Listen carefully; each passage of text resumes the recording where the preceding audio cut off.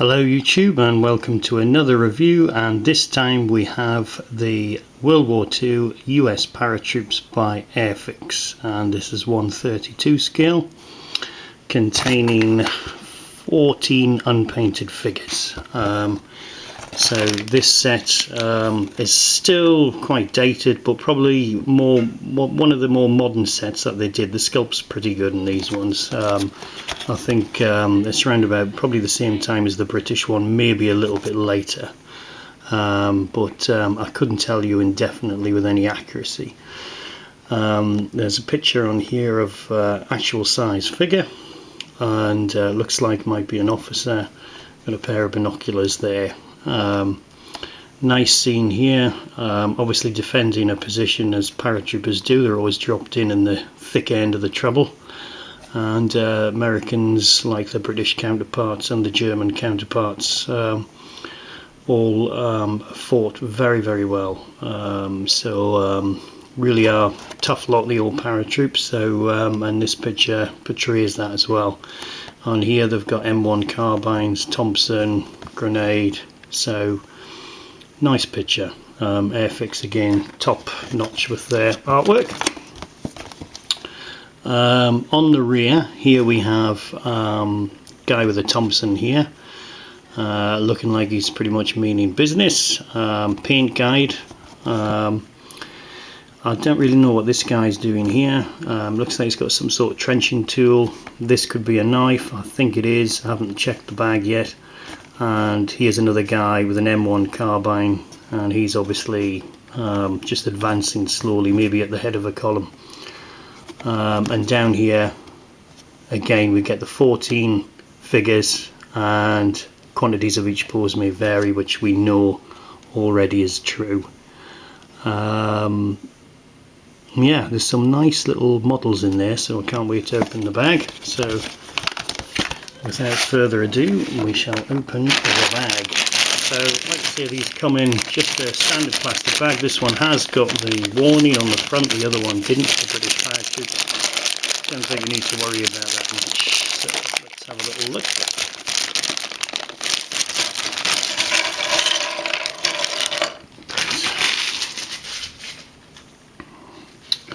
Right, who shall I start with? I'm going to start with this guy, mainly because I think he's pretty cool.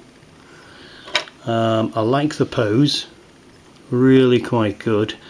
We're getting a bit of flash here, so I've got flash here. Detail wise, I don't think it's as sharp as the British para was. Even these straps, they're a little bit faded. You know, nice camouflage on the helmet and the netting, but it's a bit flashy. You got a bit more flash here. Detail on the radio is very basic. Yeah, it's a shame because it's got detailing on the back. There's his trenching tool here, water bottle, ammo pouches, so he's probably got an M1 when he's not busy on the radio. A bit disappointed because it's such a great pose, but it's not bad. It'll paint up very well. Mole line down here, but that's to be expected. Bit of flash here as well. Yeah, it's a shame because it's a nice, I do like the pose. It's quite good. Yeah, it's still a nice figure. I still like it. What have we got here? So, right, this is the guy that I was on about earlier. So he looks like he's at the head of a column, and he's just telling the guys, hey, slow down. Could be trouble ahead. And he's got his M1 there. And that is a little bit flashy, but you can certainly, you know, it is an M1. Detailing, it's visible. It's not as sharp as the para, but there's plenty there. So there's plenty there to keep you interested. Trenching tool, pocket, water bottle, there's his straps. Nice creases in the trouser and the jacket, and there you can see he's got his helmet strap on, so that's good.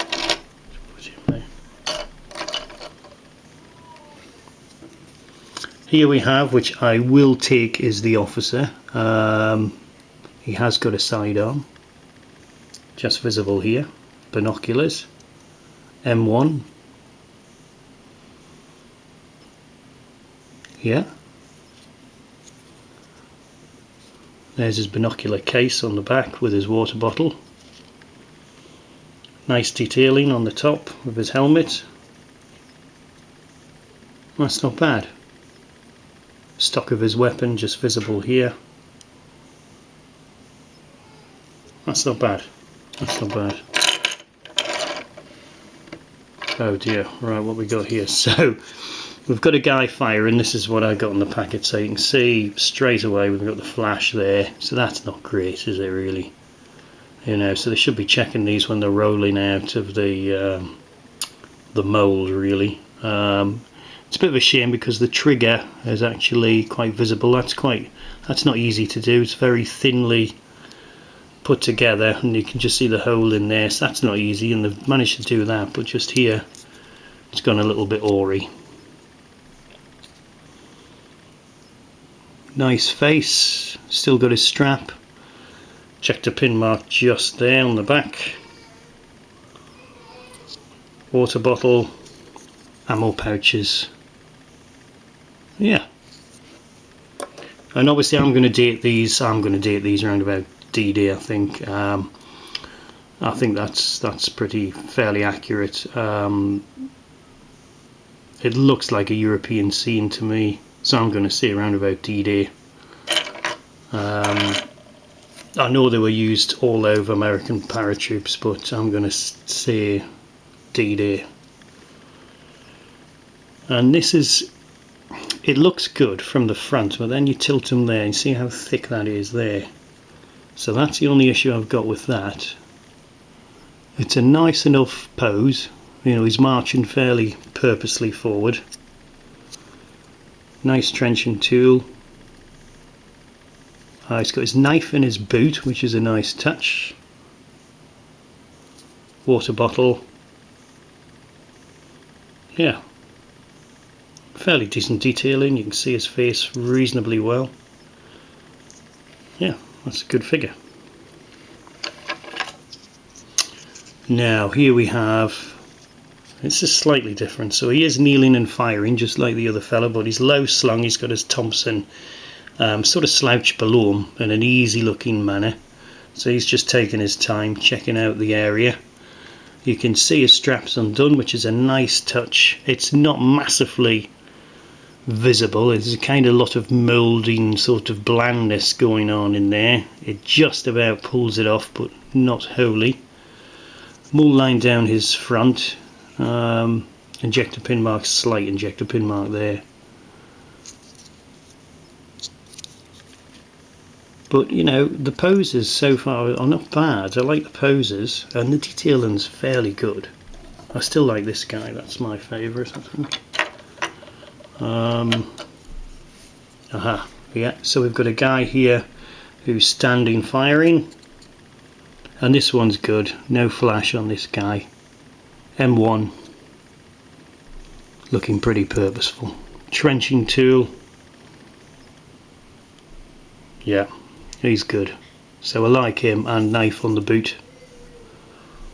Just see that knife on the boot there.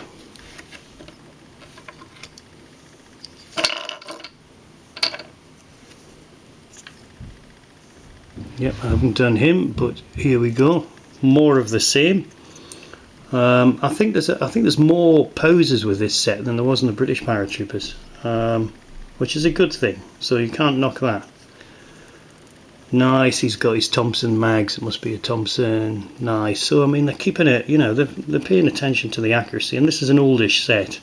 You know, it's not like some of the newer boys who come on the block and, you know, hey, these are great, but these are holding up. These are quite an age now.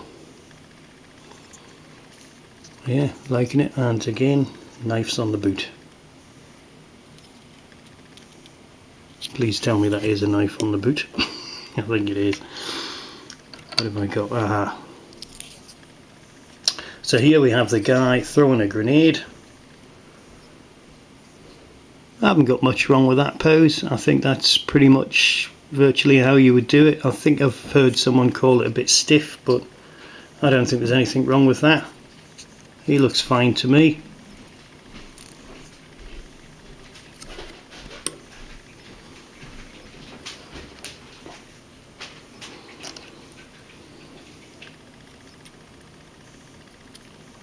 And this is the one that goes wrong. British Sten gun, and it should be an M1, so don't know why. Helmet, there's no camouflage netting in this helmet.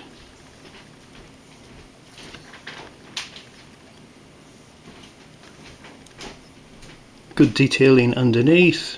He's got his Thompson mags for a Sten gun. Or should I call them Sten mags? But yeah, that's definitely a Sten gun, so there's some sort of error there. So c'est la vie. I suppose you could cut that off and just probably have them with either no weapon or snip something off another figure. You wouldn't notice. Knife still on there. He actually looks better from underneath than he does on top. It's got a good bit of detailing there. Lots of poses with this set, so I'm giving this one the thumbs up just for the amount of poses it gets. This one again, no, it's funny how the sniper sort of crawling guys don't have any webbing, but this one hasn't got the sort of camouflage net in his helmet either. It's a bit sort of bland. M1 again. That's not bad.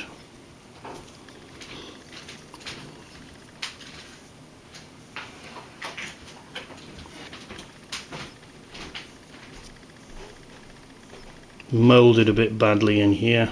Don't know whether you can see that if I hold that there. That's it.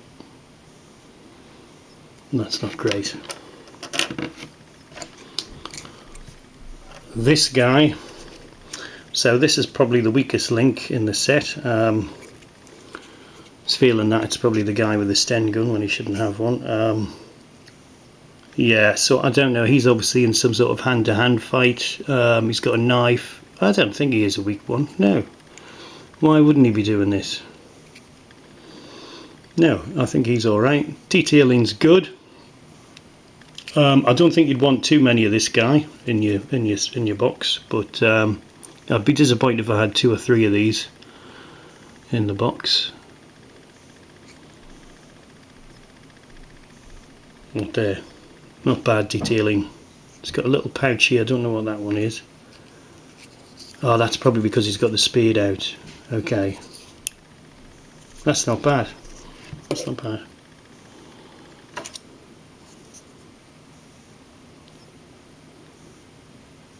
Right, now this one, I had heard it was supposed to be John Wayne. I don't know whether that's right or not.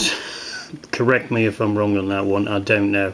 But it's a nice figure. Again, the pose is great. Detailing is quite good. Yeah, I'm giving this set the thumbs up. I think it's quite a good set. It's got his Thompson. Yeah, because I think they think it's John Wayne out of the movie. It's a D-Day movie. What was it called? Is it called The Longest Day? So I believe this is what that one's supposed to represent, but I could be wrong. So that'll tell you the age of this. It's going back a bit. That wouldn't be as old as the movie, but. And that's the. I think I've done a review of this guy. Yes, I have, but no flash. No flash on it. So, all in all, quite a good set. So, I give the thumbs up to this one. It's not bad. So, thank you for watching, and we'll see you soon. Bye.